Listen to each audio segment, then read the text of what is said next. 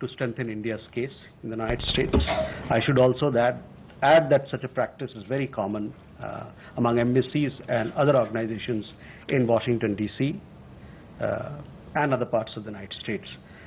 Just to give you a little more factual details about it, in 1949, the embassy had hired Rosen and Fred. In 1954, GOI hired Shaler Butler Associates. In 1958, GOI hired Moss Edward K.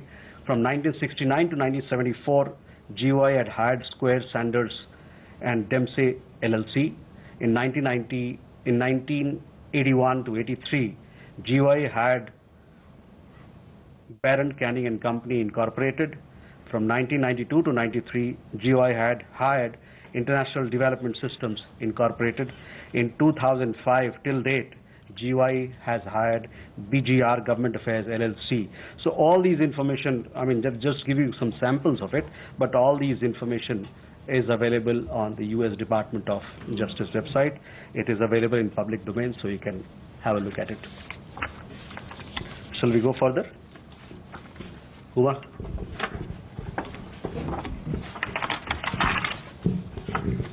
I'm Huma Siddiqui from Strat News Global. I have two questions. Recently, the U.S. administration had imposed visa restrictions on travel agents. Would you have the number of such agents, and in which state are they located? And my second question is, has any Indian self-deported from the U.S. in the recent past?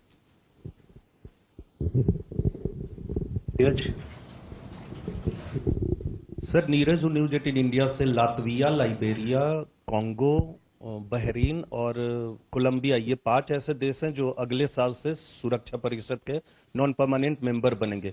यहाँ delegation को भेजने का मकसद क्या है? दूसरा सवाल ये है सर कि विदेश मंत्री जयशंकर दौरे पे थे नीदरलैंड्स के।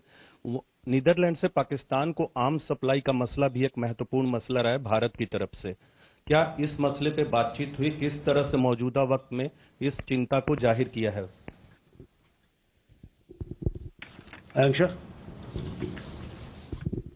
Sir, Arnab Shemaister, this is again in the line of